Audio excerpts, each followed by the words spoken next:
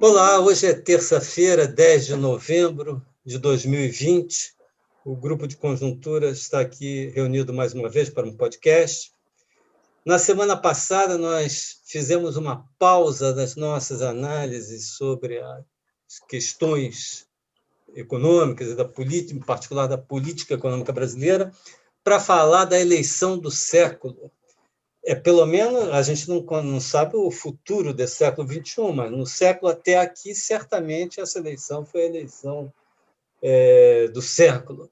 E hoje nós vamos voltar a ela, não porque o que a gente tenha dito não tenha, de certa forma, a gente estava especulando sobre a eleição, as consequências de uma eventual eleição do Biden, e, mais ou menos, o que a gente falou foi um pouco na direção do que aconteceu, mas nem de longe na intensidade do que aconteceu, né? Então, acho que a gente devia voltar aqui para comentar esses efeitos fortíssimos sobre os mercados financeiros, sobre o mercado de moedas, né? Essa alta espetacular da Bolsa lá fora, aqui, a queda do dólar.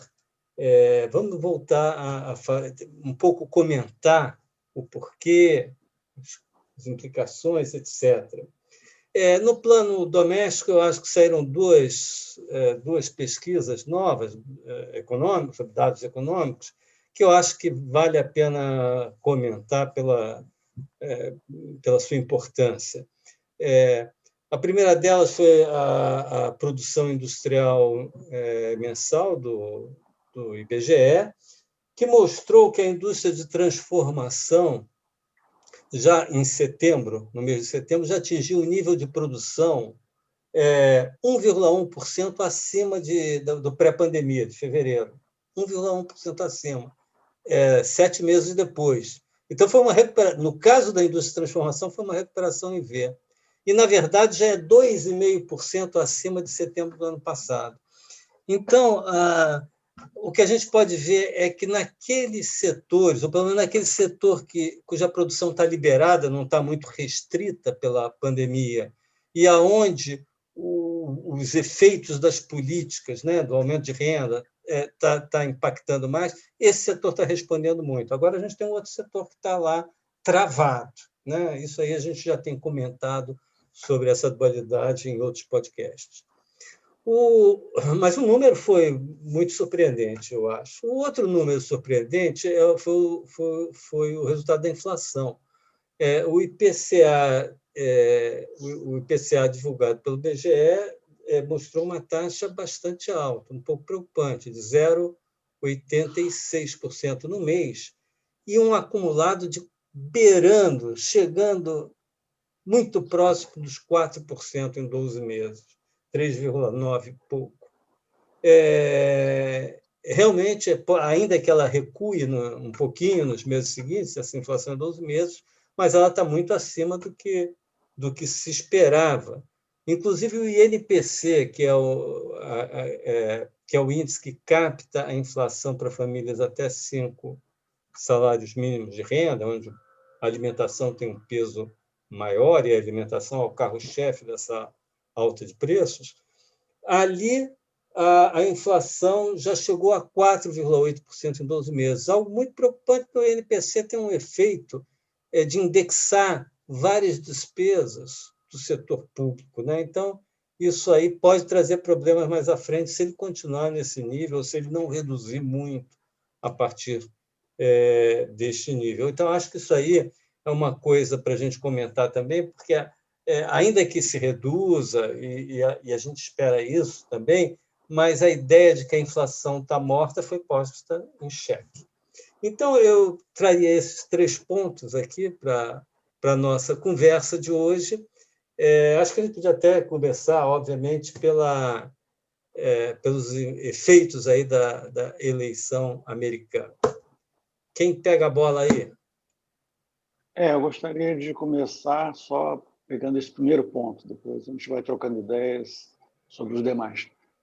O primeiro ponto é o impacto da vitória do Biden do lado da economia, dos mercados financeiros em particular, como é que está sendo. Aqui, o destaque é que, de fato, a vitória do Biden teve um impacto muito relevante na redução da aversão ao risco, no aumento do apetite por risco dos investidores, o que beneficiou, em particular, nesse aspecto, os ativos de economias emergentes. Dessa menor aversão ao risco, o indicador que mais refletiu isso foi o comportamento, a forte reação da Bolsa nos Estados Unidos. Se a gente pegar o S&P 500, que é o principal indicador da Bolsa americana, porque pega as 500 maiores empresas, e é um indicador mais correlacionado com a economia, com a Bolsa brasileira, a gente vai ver uma elevação extraordinária, de perto de 10% até ontem. Hoje parece que está uma queda modesta, pequena coisa, na hora que a gente olhou. Enfim, a ordem de grandeza é essa, de um aumento de 10%, na verdade, em uma semana. Então, um impacto muito poderoso. O outro indicador que, em geral, vinha em momentos de redução da aversão ao risco, vinha acontecendo, é uma queda do dólar no mundo. Essa queda, em relação às principais moedas, foi muito discreta. Houve um pequeno movimento de queda do dólar, na linha esperada. Essa queda foi um pouco mais pronunciada em relação às moedas dos países emergentes e muito pronunciada em relação ao real. A gente pode comentar os indicadores brasileiros do mercado financeiro, como é que reagiram muito positivamente à vitória do Biden, tanto bolsa, quanto juros futuros, quanto dólar. Só um pequeno parêntese, em geral, a gente vinha tendo uma ideia, vinha havendo uma correlação clara nos últimos meses entre flutuações na aversão ao risco. Quando a aversão ao risco aumentava, isso significava uma queda dos juros longos, juros de 10 anos nos Estados Unidos, porque aumentava a demanda por títulos longos e isso reduzia os juros. Então, em geral, quando aumentava a aversão ao risco, você tinha esse fenômeno. E agora, o que houve é o seguinte: houve uma queda, logo depois da eleição do Biden, nos primeiros dias, dos juros americanos, um pouco na contramão do que estava se imaginando. E agora houve uma alta ontem, mas muito puxada por um fator específico, que é o otimismo com a vacina da Pfizer, na verdade.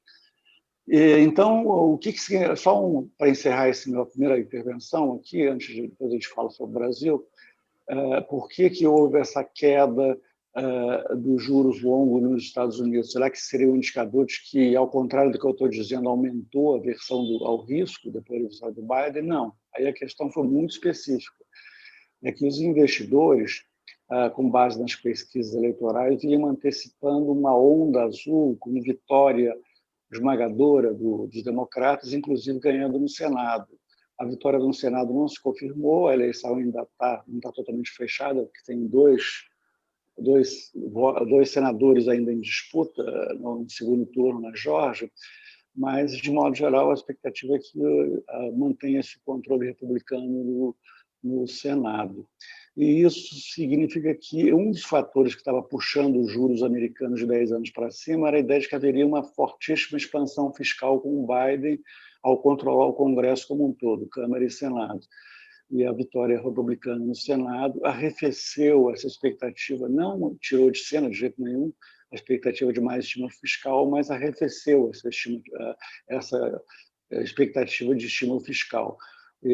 Então, isso foi uma das razões que fez com que os juros de 10 anos que vinham subindo muito, na esteira de achar que com um grande estímulo fiscal haveria mais crescimento, mais dívida pública para financiar o maior déficit público e mais inflação, e isso tudo jogaria no sentido de aumentar os juros longos por diferentes canais, esse impacto específico fiscal nos juros longos um pouco foi arrefecido com a vitória dos republicanos, mas no Senado. Mas não muda o fato de que o cenário básico no mundo é de uma significativa diminuição da aversão ao risco e aumento do apetite ao risco dos investidores por ter beneficiado economias emergentes, entre as quais a nossa.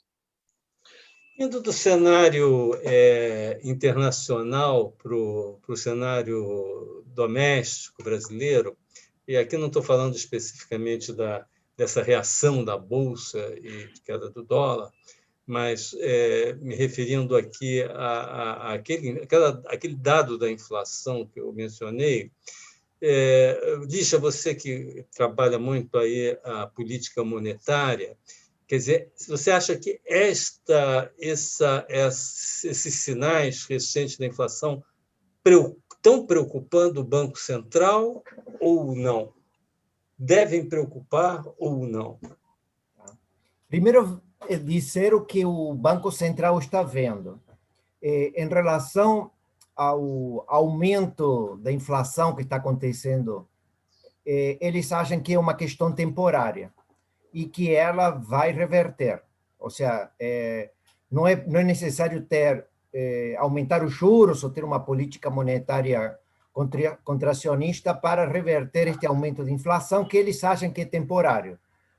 Está sendo provocado em alguns setores, alimentos e em alguns bens e serviços, mas que deve reverter nos próximos meses, tá? Vários diretores do Banco Central, o Fábio Kansuki, o próprio presidente do Banco Central, têm destacado o caráter temporário do que eles acham deste choque inflacionário. Eles acham que é um choque inflacionário temporário e não permanente. Em termos da ata do Banco Central, que foi divulgada na terça-feira passada, estava claro que nos dois cenários que eles tratam, a inflação para este ano, 2020, para o ano que vem, 2021 e para 2022, a inflação ficaria, digamos, abaixo do que seria a meta de inflação. No caso do segundo cenário, em que os juros ficam constantes, a inflação encostaria em 2022 no teto, na meta de inflação, desculpa. Mas, de qualquer forma, a percepção que eles tiveram foi que a inflação estaria bem comportada, tá? De forma estrutural, não? Do ponto de vista estrutural, do ponto de vista, tá? Ainda quando a gente tenha este surto temporário de inflação. Tá? Então, eles não tratariam isso, não precisariam de ter uma intervenção por causa deste choque que eles acham que é temporário.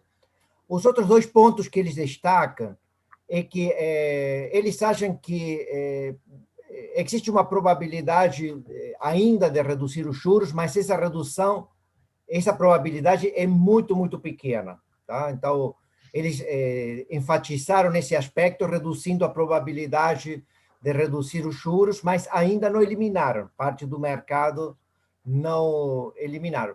E, por outro lado, eles mantiveram a sinalização de que eles vão manter os juros em 2% durante um bom período. Tá? Então, a história do Forward Guidance, eles mantiveram. Tá?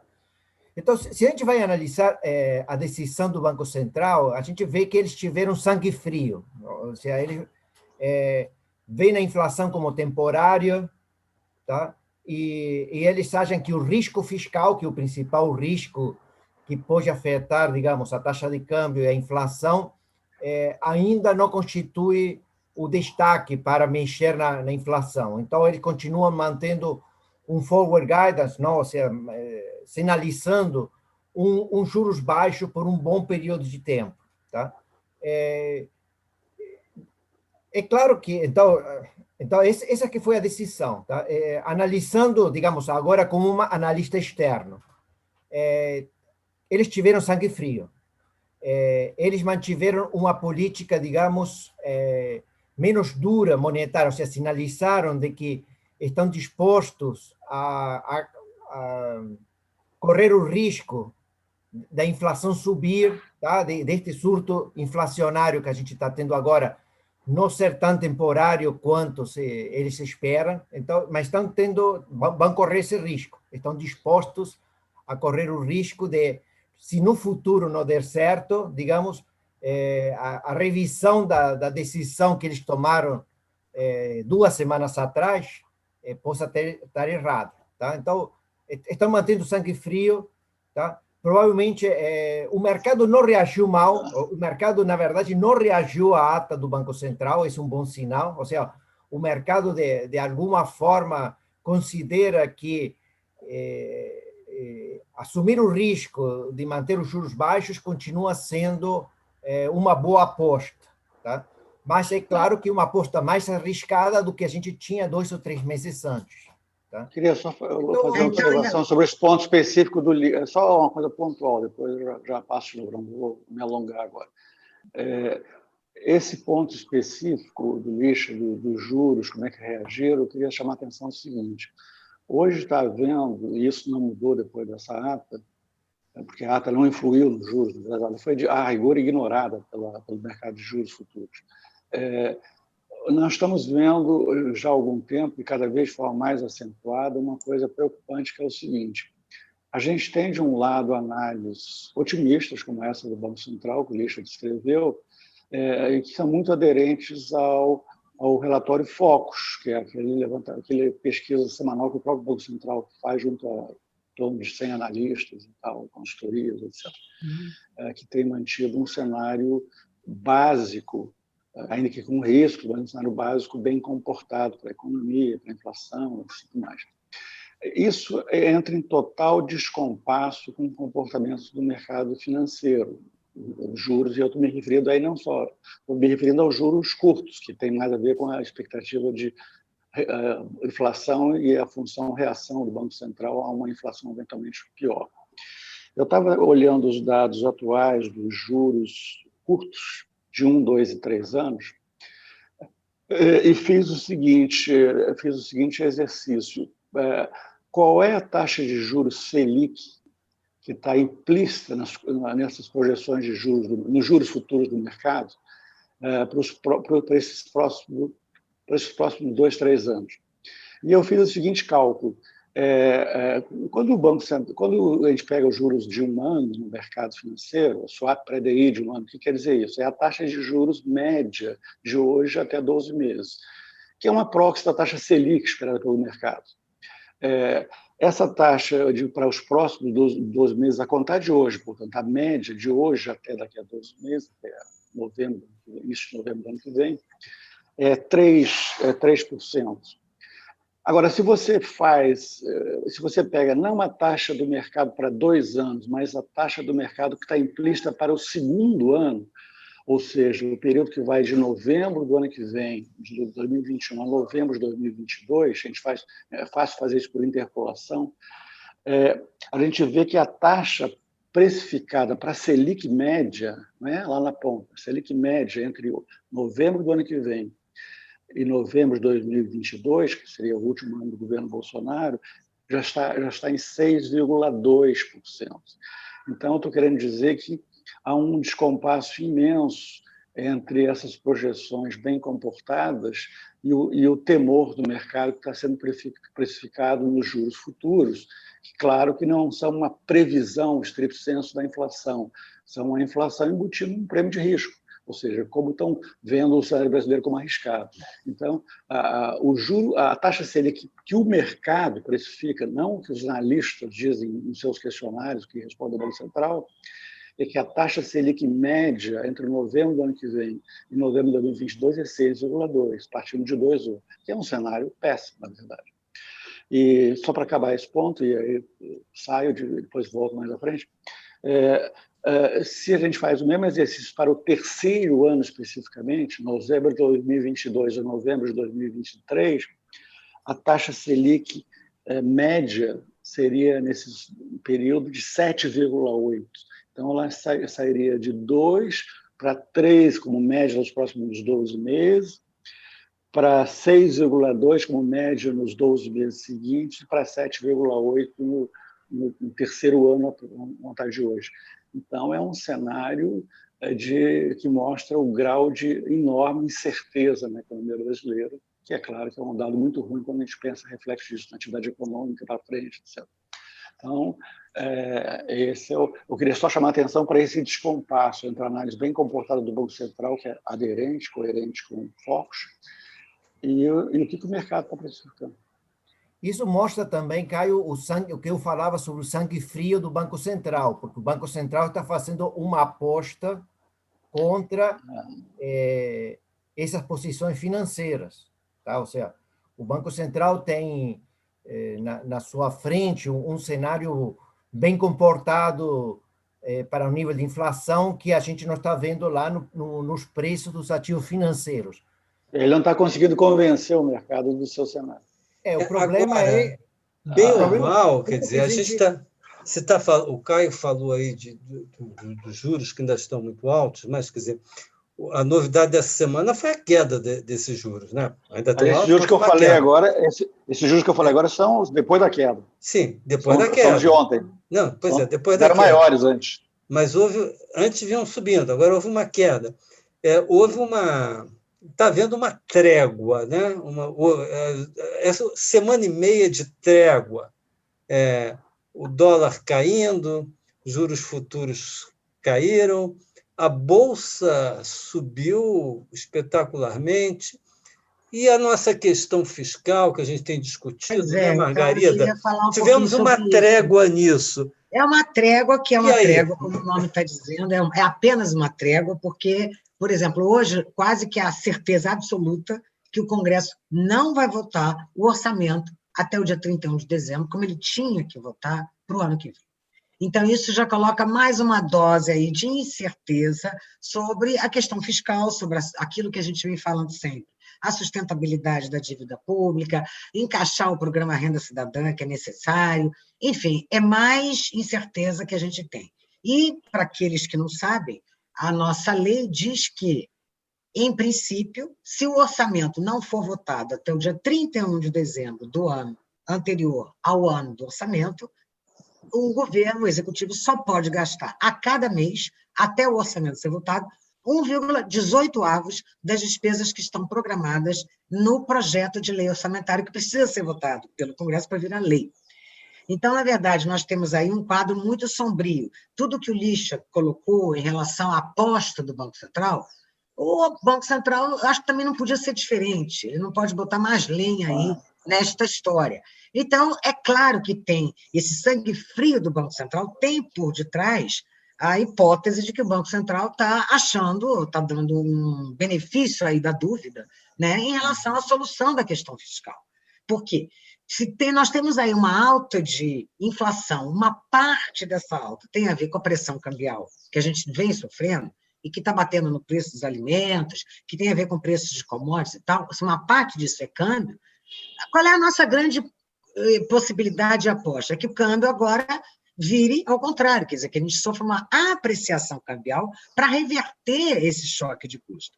Então, algo que foi um choque e que teve que ser absorvido por algumas cadeias produtivas, vai ser um prêmio lá na frente para esses, né? E aí fica tudo mais ou menos no mesmo lugar, não teremos repique inflacionário e a inflação ficou para trás.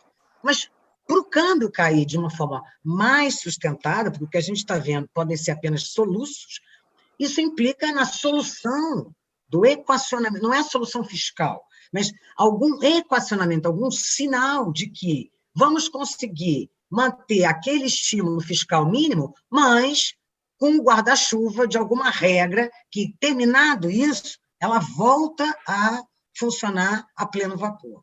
E é isso que está faltando, e a gente não vai ter essa definição tão cedo. Então, a gente vai ter muitos soluços aí daqui para frente, sim. Bom, então, para encerrar esse podcast de hoje, né, nós falamos bastante dos impactos extraordinários da vitória do Biden nos mercados, mas vamos encerrar com alguns números sobre o Brasil. Que números chamaram mais atenção de vocês aí aqui no mercado brasileiro? No brasileiro, a gente teve uma espetacular melhora, num prazo muito curto, no pós-eleição do Biden, dos indicadores de condições financeiras. A Bolsa de Valores subiu, pegando já o dado de hoje, estava subindo no acumulado do mês em torno de 12%, um pouco mais que o S&P lá nos Estados Unidos, que está um pouco abaixo de 10%, uma reação muito vigorosa. O dólar caiu estava lá beirando 5,75 por aí, e caiu para, agora de manhã estava 5,36, a hora que nós olhamos antes de gravar o podcast. Então, uma queda espetacular. Os juros futuros também caíram um pouco em todos os diferentes prazos. O que caiu mais foram os juros mais longos, de 10 anos, caíram de 8,3 para 7,8. É um juro muito alto, mas tudo isso para mostrar como é que foi um impacto muito expressivo. É claro que isso aí são efeitos... Tem um dado também interessante, Caio. Sim, o CDS, o Credit Default Swaps, ele estava cotado, que é uma medida de risco país, né? Ele estava sendo cotado a 202,1 pontos base no dia 5 de novembro, e hoje está sendo cotado a 167,13, ou seja, uma queda de quase 40 pontos base. 0,4 pontos percentuais. É muito impressionante. O ponto que a gente queria destacar, só para fechar, que esses resultados, a direção deles era esperada por nós, na verdade, mas foi muito além, a intensidade não era esperada, foi muito forte isso tudo que aconteceu em um prazo tão curto. Claro que teve o efeito de ontem da vacina, mas esses jogadores já vinham todos melhorando muito até, não foi a vacina, foi mais ligados à eleição do Biden, a virada e a diminuição da aversão ao risco no mundo, na verdade. Agora, é claro que, só para encerrar, ninguém tem dúvida que, num horizonte mais longo, de algumas semanas ou meses, vamos entrar de novo na questão central, que é o cenário doméstico, que é a variável central que vai dizer para onde vão nossas condições financeiras, juros, câmbio, bolsa. Mas não podia passar em branco o fato de que o impacto foi tão poderoso, mais até do que a gente imaginava, dessa virada do quadro internacional a partir da eleição americana. Voltamos, então, na próxima terça-feira com mais um podcast do Grupo de Conjuntura. Até lá!